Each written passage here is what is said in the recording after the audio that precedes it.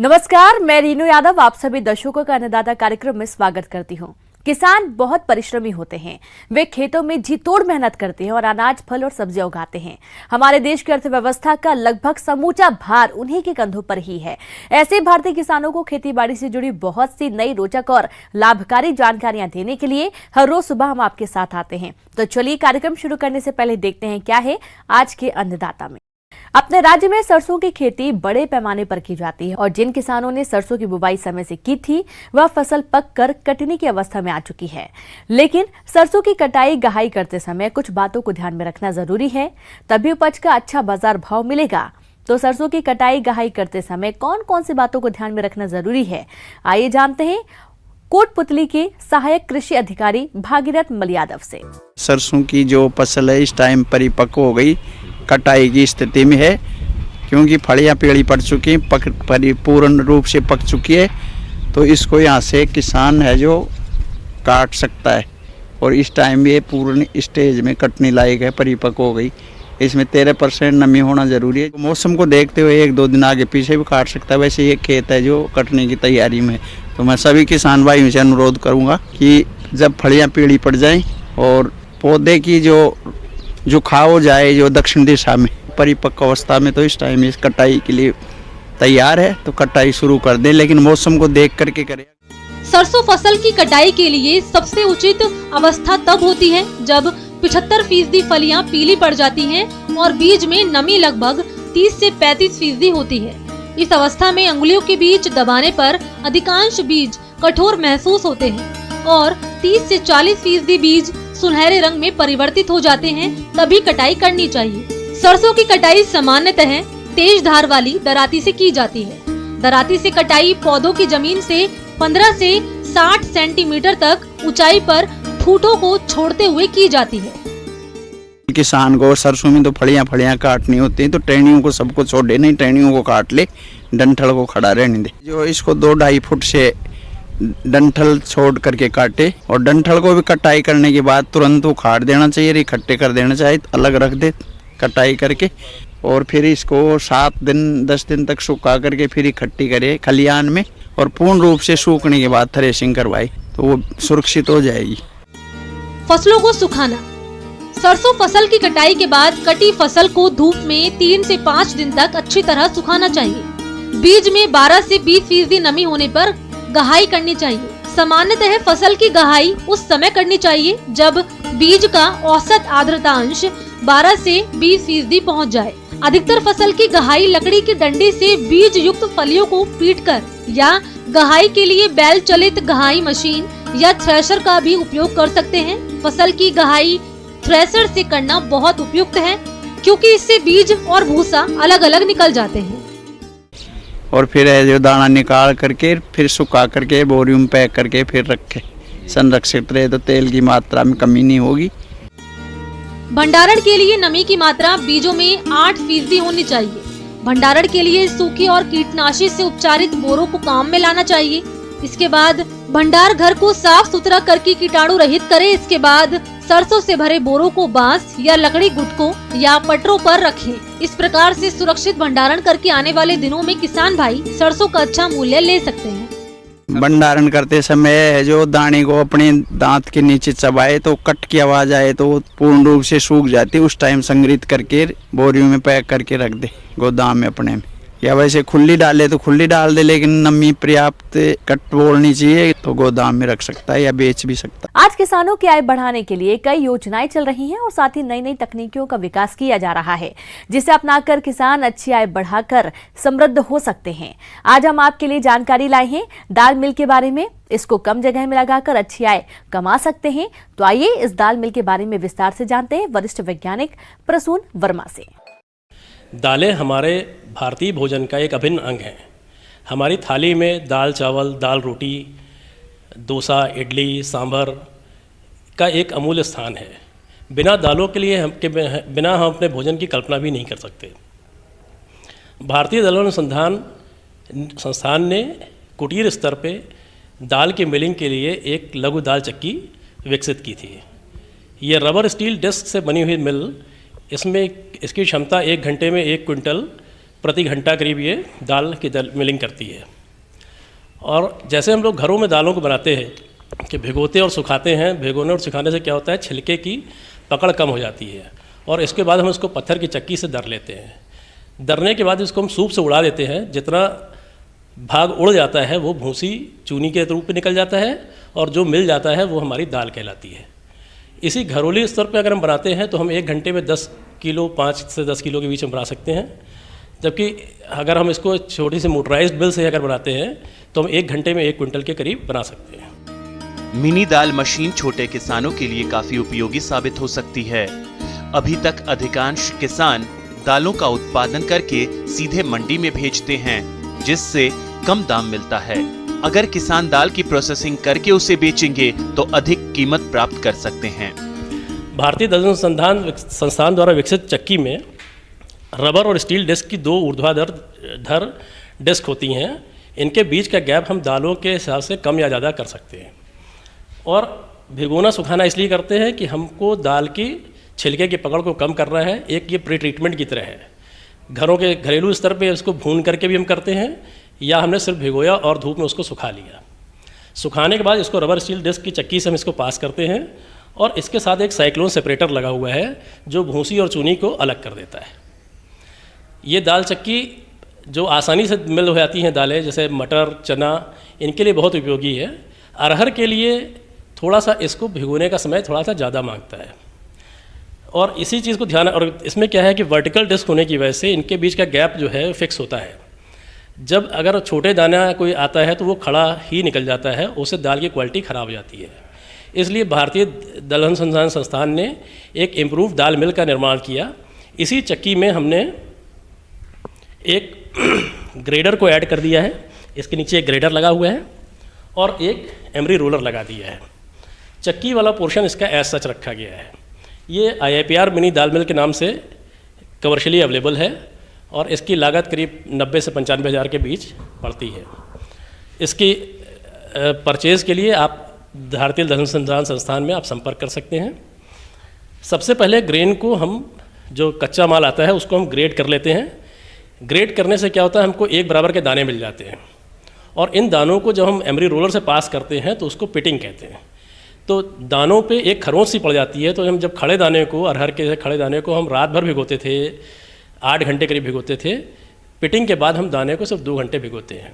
भिगोने और सुखाने के उपरांत हम इसको रोलर से नहीं पास करते, क्योंकि जिन दानों का छिलका उतर गया है उनका घर्षण की वजह से पाउडरिंग बढ़ती है और हमारी मिलिंग रिकवरी कम हो जाती है। दूसरा पास हम लोग रबर और स्टील डिस्क की चक्की से करते हैं। इससे क्या है कि हमारा जो छिलका उतारने की प्रक्रिया और दाल को तोड़ने के 2 भाग में विभाजित करने की प्रक्रिया चक्की से हम लोग करते हैं। साइक्लोन की सहायता से ये अलग हो जाता है। हमारे ये जो मिनी दाल मिल है ये इसका नया स्वरूप है। इसमें हमने रोलर के साइज़ को थोड़ा बढ़ाया है, ब्लोअर के साइज़ को भी बढ़ाया है और इसमें थोड़ा सा आवाज़ भी कम हुई है, शोर कम हुआ है इसका। ये 2 HP की सिंगल फेज़ मोटर से चलती है और एक बार में आपको भूसी चूनी अलग हो जाने की वजह से साफ़ दाल प्राप्त होती है। मसूर की दाल जो है उसमें कोई सी प्री ट्रीटमेंट की ज़रूरत नहीं होती है, उसको सीधे एमरी रोलर से हम निकाल सकते हैं।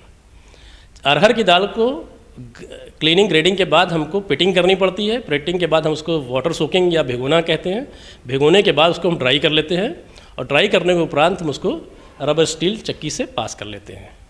चना और मटर जिसका छिलका आसानी से उतर जाता है उसके लिए हम लोग सिर्फ चक्की का प्रयोग करते हैं। उड़द और मूंग की अगर छिलका चढ़ी हमको दाल चाहिए तो हम चक्की से ही उसको दाल बना सकते हैं और अगर हमको छिलका उतारना है तो हमको रोलर का प्रयोग कर सकते हैं और दाल को तोड़ने के लिए, विभाजित करने के लिए हम रबर स्टील डिस्क का प्रयोग करते हैं। मसूर का छिलका आसानी से उतर जाता है और उसको सिंगल पास में हम एमरी रोलर के ऊपर से जब पास करते हैं तो उसकी दाल बन जाती है। मलका मसूर प्राप्त करने के लिए ये एक आसान तरीका है। और उड़द मूंग को अगर हमको धुली हुई मूंग बनानी है या उड़द बनानी है तो उसके लिए पहले हम रोलर से उसको पास करके उसका छिलका उतारते हैं और तोड़ने के लिए हम रबर स्टील डिस्क चक्की का प्रयोग करते हैं। इस मशीन को बिजली और ट्रैक्टर द्वारा आसानी से चलाया जा सकता है। इसमें से उत्तम दाल आप होलसेल मार्केट में आसानी से बेच सकते हैं और अधिक से अधिक लाभ प्राप्त कर सकते हैं। इस मशीन की उपलब्धता ये कमर्शियली यहाँ पे कानपुर में ही बनाई जा रही है और इस मशीन के परचेज़ के लिए आप यहाँ संपर्क कर सकते हैं। देश में उगाई जाने वाली सब्जियों में शिमला मिर्च का एक अलग स्थान है। अपने प्रदेश के बहुत से किसान भाइयों ने भी शिमला मिर्च की खेती की है और इस फसल से अच्छी उपज पाने के लिए इस समय फसल में कुछ कार्यों को करना जरूरी है। तो शिमला मिर्च में कौन कौन से कार्यों को करें, जिस बारे में जानकारी दे रहे हैं कृषि वैज्ञानिक डॉक्टर अनिल कुमार। और देखिए, जहाँ तक शिमला मिर्च की बात है तो हमारे किसान भाई शिमला मिर्च की खेती बाहर भी किए होंगे और पॉली हाउस में अंदर या ग्रीन हाउस में भी किए होंगे। तो ये पौधे फलने के स्टेज में होंगे, कुछ फल रहे होंगे, कुछ फल तोड़ाई भी हो रही होगी और कुछ फूल भी आ रहे होंगे। ऐसे में सबसे बड़ा आवश्यक होता है कि अगर पॉली हाउस में किए हों तो वहीं वातावरण में नमी काफ़ी है। तो पॉली हाउस के अंदर की नमी यानी करीब 60% के आसपास मेंटेन करें और नमी के साथ साथ ध्यान देना होगा कि पौधों में अगर स्टिकिंग नहीं किए हों यानी सपोर्ट सिस्टम नहीं लगाए हों थ्रेडिंग करके या स्टिक लगा के, तो वो अविलंब लगा दें, नहीं तो पौधों की जड़ें कमजोर होती हैं, पौधे में फल लगने के बाद गिर जाएंगे। पौधे को सहारा देना। शिमला मिर्च में पौधे को प्लास्टिक या जूट की सुतली से बांधकर ऊपर की ओर बढ़ाने के लिए सहारा दिया जाना चाहिए, जिससे फल गिरते भी नहीं हैं और फलों का आकार भी अच्छा रहता है। पौधों को सहारा देने से फल मिट्टी एवं पानी के संपर्क में नहीं आ पाते, जिससे फल सड़ने की समस्या नहीं होती है। शिमला मिर्च की उपज बढ़ाने के लिए ट्राइकोंटानॉल 1.25 ppm रोपाई के बाद 20 दिन की अवस्था से 20 दिन के अंतराल पर 3 से 4 बार छिड़काव कर देना चाहिए। इसी प्रकार NAA 10 ppm यानी 10 मिलीग्राम प्रति लीटर पानी का 60वें एवं 80वें दिन छिड़काव करना चाहिए। दूसरी बात एक इम्पॉर्टेंट ये होती है कि पूरे पॉली हाउस या पूरे क्रॉप को, ओपन में हो तो पूरे क्रॉप को साफ सुथरा रखें, हल्की सिंचाई करें और प्रत्येक 2 से 3 महीने पर एक बार हल्के से नाइट्रोजन, फास्फोरस, पोटाश का व्यवहार करें, जिससे पौधों को ताकत मिले। चूँकि इसके फल काफ़ी बड़े होते हैं जिसमें न्यूट्रिएंट की काफ़ी आवश्यकता होती है। दूसरा चीज़ ये होगा कि कुछ बीमारियां आने के चांसेस बढ़ जाते हैं, चूँकि ह्यूमिडिटी बाहर भी बढ़ रही है, तो अगर अंदर मेंटेन नहीं कर सकते हैं तो कुछ बीमारियां आने की संभावना बढ़ती है, कुछ कीड़े भी आ सकते हैं। ऐसे में सफ़ेद मक्खी, जिसको हम वाइट फ्लाई करते हैं कीड़ों में, और थ्रिप्स, ये 2 आते हैं। और इन दोनों के आने से क्या होता है कि पत्तियों की रस चूसते हैं, पत्तियां सिकुड़ जाती हैं, जिससे पौधों का विकास रुक जाता है। तो ऐसे पौधों के पत्तियों को आप क्लिप करके तोड़ के निकाल के बाहर कर दें और देन उसके बाद उसके इलाज के लिए, आगे नहीं फैले उसके इलाज के लिए कन्फीडर 0.5 ml प्रति लीटर की दर से घोल बना के पौधों पर समान रूप से छिड़काव कर दें। अब रही बात कि कुछ पौधों में अगर बीमारियां आती हैं, पत्तियों में कोई रोग आते हैं, तो उसमें क्या होता है कि पत्तों में हल्के काले रंग के दाग पड़ते हैं, नमी की वजह से होता है और पौधों की पत्तियां फाल कर जाती हैं, जिससे पूरे पौधों का विकास रुक जाता है। ऐसे में साफ एक बहुत बेहतरीन दवा है, SAAF साफ फफूंदनाशक दवा है। इसका 2 ग्राम प्रति लीटर पानी के हिसाब से घोल बना के छिड़काव कर दें और तो इससे आपको बचाव मिल जाएगा। एक चीज़ का और ध्यान दें कि अगर ज़्यादा ब्रांचिंग हो रही है तो कुछ ब्रांचों को काट के निकाल ही दे, ताकि पौधों के एक कैनोपी मैनेजमेंट यानी 2 से 3, 2 या 4 तने रहें उसमें सेकेंडरी ब्रांचेज, और उसके बाद छोटे छोटे ब्रांचेज रहें। इससे ज़्यादा होने पर पौधों में वजन बढ़ेगा और पौधों के फल छोटे हो जाएंगे। और फल की मैं बात कर रहा हूँ तो हर 1.5 महीने पर शिमला मिर्च में फ्लावरिंग फ्रूटिंग होती है। जब फल मेच्योर हो जाए यानी मेच्योर ग्रीन की स्टेज में आ जाए, वैसे स्टेज में फलों की तोड़ाई जरूर कर लें, क्योंकि जितने दिन तक आप फल को पौधों पर छोड़ेंगे तो आगे फिर उसका विकास नहीं होगा, उसमें फलन फूलन जल्दी नहीं होगा। इसलिए समय पर तोड़ाई करना आवश्यक है। तो ऐसे में बहुत सारे छोटे छोटे फल भी निकलते हैं, तो थिनिंग ऑफ द फ्रूट्स यानी फ्रूट्स का निस्तरीकरण करना यानी निकालना भी आवश्यक होता है। तो एक बंच में 2 से 3 या एक डालियों में 2 से 3 फल छोड़ के बाकी को हटा दें, क्योंकि जब मैच्योर शिमला मिर्च का फल होगा तो 150 से 200 ग्राम का होता है, तो 4 फल लग गए तो लगभग 1 किलो हो जाता है। तो इस तरह से 4 से 6 फल से ज़्यादा एट ए टाइम पौधों पर नहीं होना चाहिए। तो ये सब सारी क्रियाएं करके आप अधिक से अधिक उत्पादन ले सकते हैं। फलों की तुड़ाई एवं उपज। शिमला मिर्च के फलों की तुड़ाई हमेशा पूरा रंग और आकार होने के बाद ही करनी चाहिए तथा तुड़ाई करते समय 2 से 3 सेंटीमीटर लंबा डंडा फल के साथ छोड़कर फल को पौधों से काटा जाना चाहिए। वैज्ञानिक तरीके से खेती करने पर संकर शिमला मिर्च की औसतन पैदावार 700 से 800 क्विंटल प्रति हेक्टेयर होती है।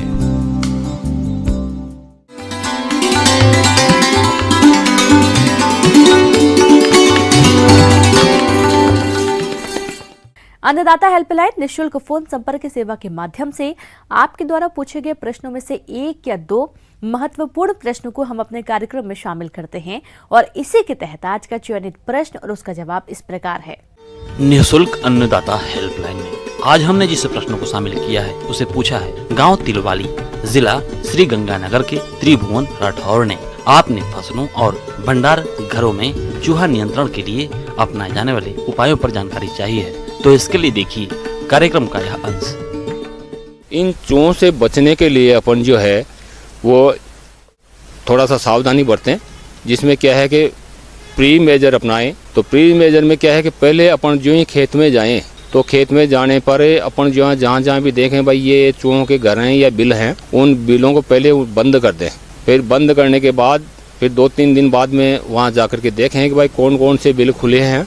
उन खुले बिलों का सर्वे करने के बाद वहाँ जो है ना बिना विष का चुगा रखें। चूहा खड़ी फसलों को काफी नुकसान पहुंचाता ही है, साथ ही भंडार गृह में रखे अनाज को भी खाकर नष्ट कर देता है, जिसकी वजह से किसानों को आर्थिक क्षति उठानी पड़ती है। और यदि समय रहते चूहों का नियंत्रण नहीं किया गया तो इनका प्रकोप और भी भयंकर हो जाता है, जिससे किसानों को भारी नुकसान होता है। तो किसान अपने स्तर पर समय रहते कौन कौन से उपायों को अपनाएं जिससे चूहों का समेकित नियंत्रण हो सके, इस बारे में आइए जानते हैं। जिसमें क्या है कि अपन जो है ना साधारण तौर से आटा और उसमें सरसों का तेल मिला करके और उसको रख दे जगह जगह। इसके बाद फिर 5-7 दिन बाद में अपन वापस जा करके देखते हैं तो वो चूहों के जो है वो आने के निशान वहाँ प्रतीत होते हैं। इसके बाद अपन जो है विष युक्त चूगा तैयार करें, जिसमें 47 भाग जो है ना वो आटा और 2 भाग तेल और 1 भाग जो है ना वो मीठा, 1 भाग मीठा, ये बिना विष का चूगा है। विष युक्त चूगा तैयार करने के लिए अपन जो है उसमें ये सारी चीज़ों के अलावा 1 ग्राम जो है वो जिंक फास्फाइड काम में लें।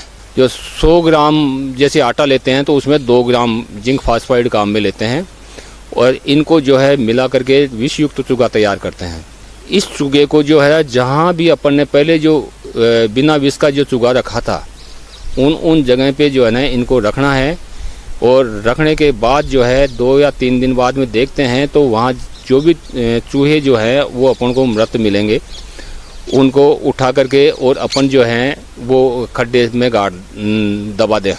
ये मात्र खेत में है। अगर जो गोदाम में अगर जो चूहे लगते हैं अपने, तो गोदाम में भी प्रक्रिया तो वो की वही है, लेकिन क्या है कि वो चूहे इधर उधर छुप जाते हैं। किसान भाइयों, चूहों का प्रकोप हो रहा है तो आपको सामूहिक रूप से चूहा नियंत्रण अभियान चलाकर नियंत्रण करना होगा, तभी आपको चूहा नियंत्रण में सफलता मिलेगी। तो कैसे करें सामूहिक रूप से चूहा नियंत्रण, वो इस प्रकार से है। चूहे वैसे घर में भी काफी नुकसान करते हैं। इन चूहों का आतंक इतना हो जाता है कि घर में रखी हुई जैसे कपड़े हैं या अपने जो फर्नीचर हैं उनको, या घर के पर्दे वगैरह जो है इनको भी काफ़ी नुकसान करते हैं। तो इन चूहों से बचने के लिए अपन को प्री मेजर ही काम में लेना है। सबसे पहले जो है अपन बिना विष का ही चूगा रखें और बिना विष का चूगा रखने के बाद वो 2-3 दिन तक वहाँ रखा रहे। इसके बाद अपन जो है वो इसमें विष युक्त चूगा रखें, जिसमें क्या है कि आटा और उसमें 100 ग्राम आटा, 2 ग्राम अपन जो है ना सरसों का तेल और 2 ग्राम मीठा जो है ना उसमें डाल करके और उसको रखें। इसके बाद वह घर में जो है ना पानी को और खाने पीने की सब चीज़ों को अपन ढक दें और ढकने के बाद एक गीला कपड़ा या गीला बोरी का टाट वो वहाँ रख दें। तो वो चूहे जो है ना इधर उधर अलमारी के पीछे या कहीं भी जो है ना छुपेंगे नहीं, जिससे क्या है कि उनके मरने की दुर्गंध नहीं होगी। वो चूहे वहीं आकर के और अपन को जो है ना मृत चूहे मिलेंगे। आइए अब एक नजर डालते हैं राज्य के कुछ चुनी हुई मंडियों के प्रमुख फसलों के बाजार भाव पर।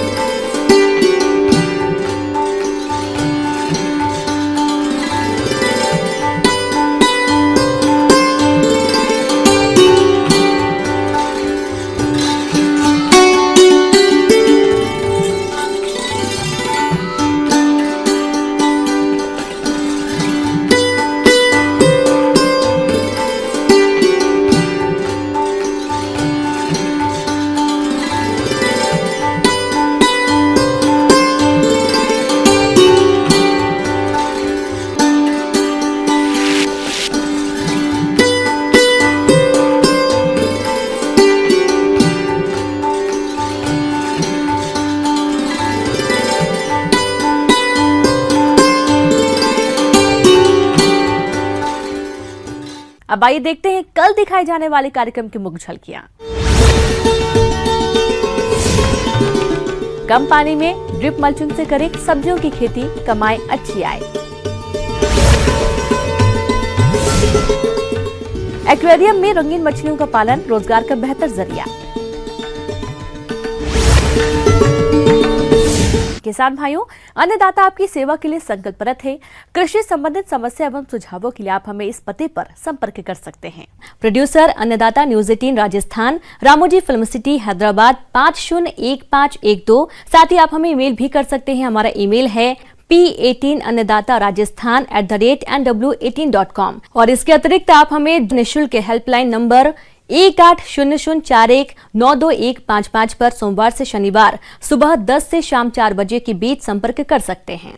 किसान भाइयों, अब समय हो रहा है आपसे विदा लेने का, तो हमारी अन्नदाता टीम को दीजिए इजाजत। कल फिर आपसे मुलाकात होगी कृषि संबंधित कुछ और महत्वपूर्ण जानकारियों के साथ। नमस्कार।